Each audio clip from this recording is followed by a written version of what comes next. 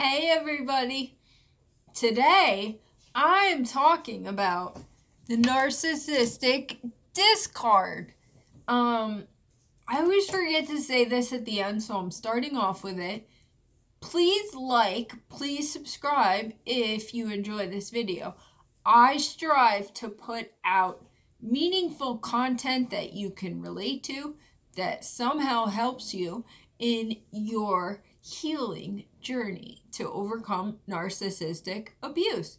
I have experienced narcissistic abuse from all ends of the spectrum. Romantically, from my parents, you name it, I've been there. So I feel your pain.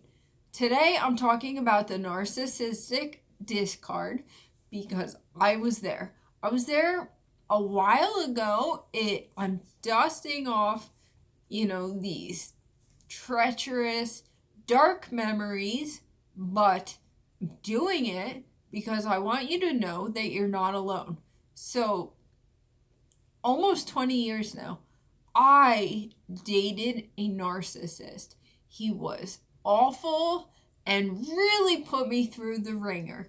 So I was in my young 20s. I was just turning 21 when we officially started a relationship, whatever you want to call it. It was very one-sided. It was me putting in all the work and him strategically cutting me down all the while. So if you are just coming out of this nightmare, I'm sorry. I entirely empathize with you. I will tell you that the reason why we get so screwed up and they mess with our heads in the worst way is because it starts like this. I'll give you a little visual representation. So here's you. Here's the narc. And you start out, and the narc kind of puts you on a little bit of a pedestal. So you're feeling pretty good. They're love bombing you. They are making you feel special and like they actually have respect for you and that they value you in some way, but it's all sham. So they strategically cut you down and cut you down and cut you down to elevate themselves in the process, and then they end up being the ones on the pedestal because they want you to feel like garbage and they want to elevate themselves in the process. That's why they're constantly cutting people down, because the narc is so miserable that they're trying to put everyone around them down just so that they can feel decent. And then they have this grandiose facade of themselves being somehow superior and entitled and fabulous, and it's all a sham. And we are of value. We're like great, decent, kind, desirable human beings with everything to offer, and they know that. That's why they choose us, and they see it almost like a challenge.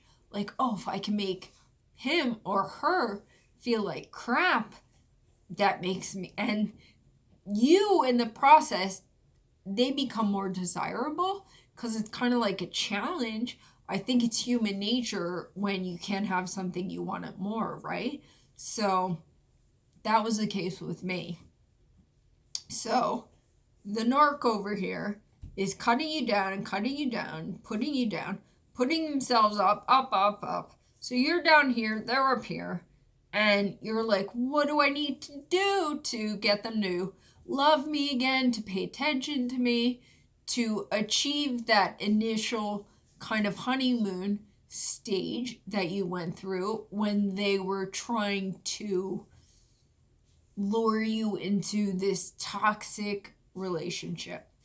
So, back when I was like 21, I went through this. I mentioned this in another video.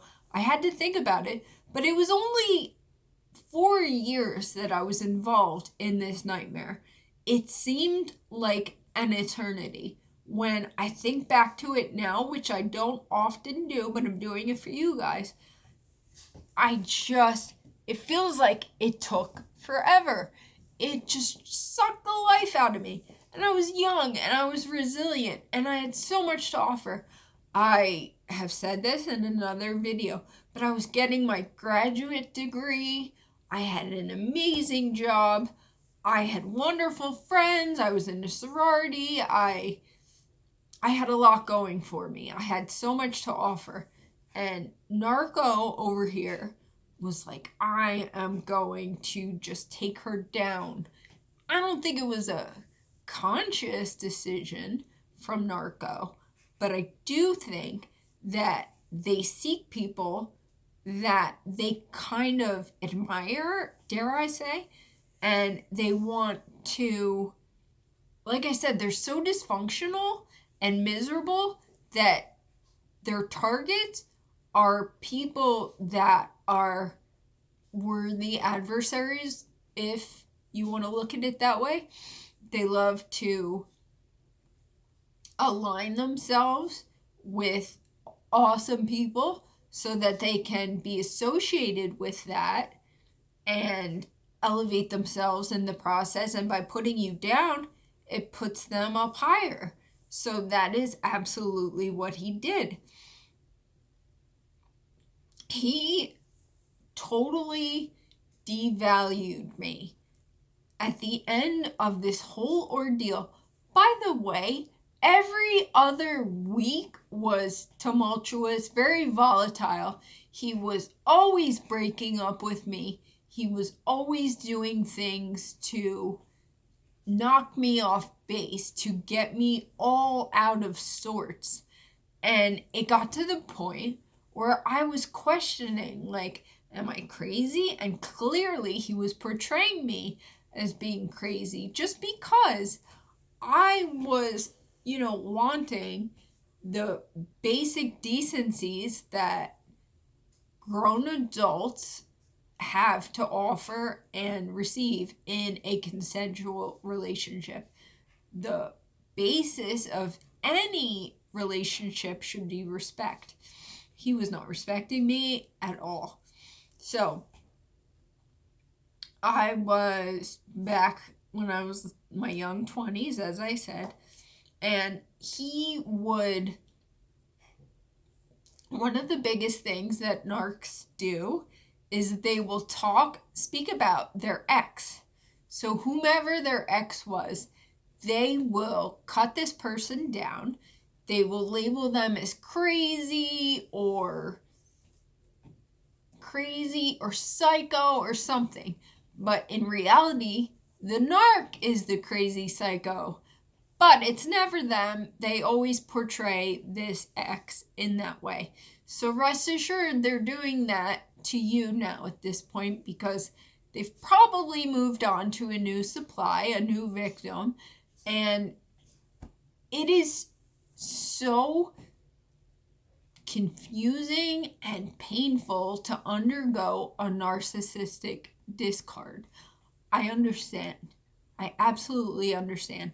And they get you to a place where they knock you off of any kind of sanity that you had, any kind of foundation that you were building, any self-esteem you had.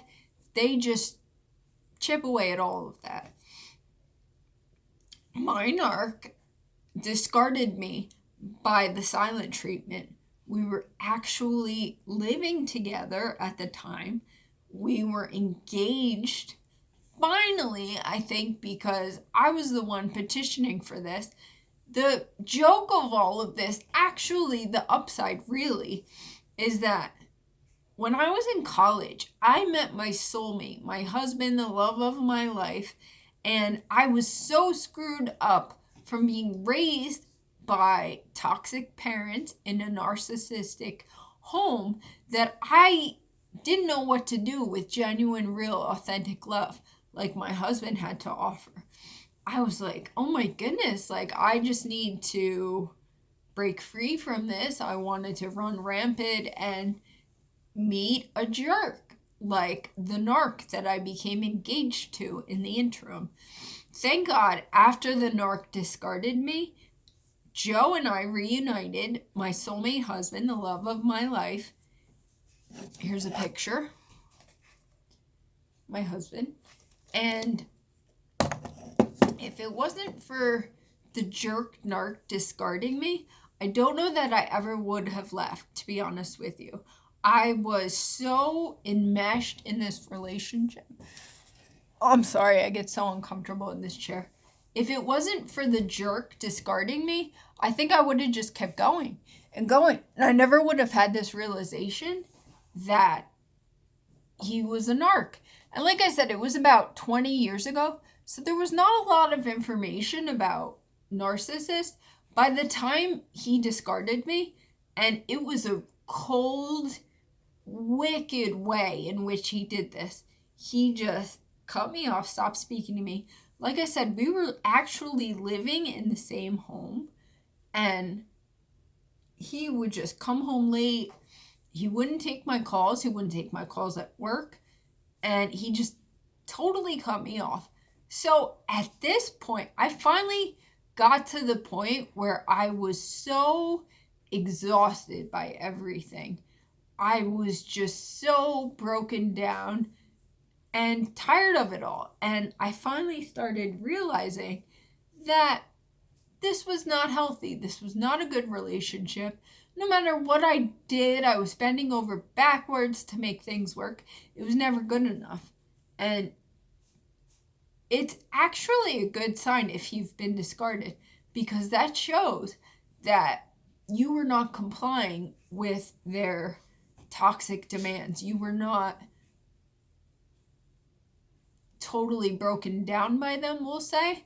The narcissist tries to just turn you into a shell of a person where all you're good for is their narcissistic supply, where you're constantly putting them up, putting yourself down, putting them before yourself. And when I got to the point where I finally started asserting myself and sticking up for myself and not tolerating the garbage that he was giving me, that's when he was like, I need to move on. So it's a good sign if you were discarded. I know it messes with your head. You're probably super screwed up, and I hope this video helps you put things into perspective. The upside is that I ended up reuniting, thank God, with my husband, the love of my life, my soulmate.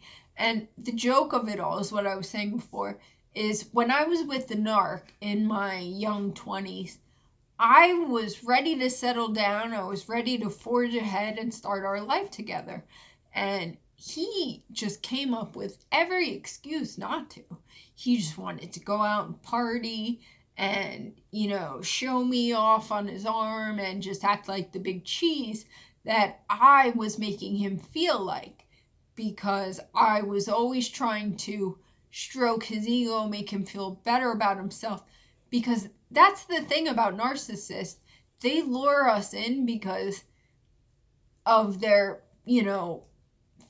their fake confidence. And it's kind of an attractive quality in someone, right? You're like, oh, almost arrogance to a point. Like, I guess he was kind of arrogant. Maybe I was into that.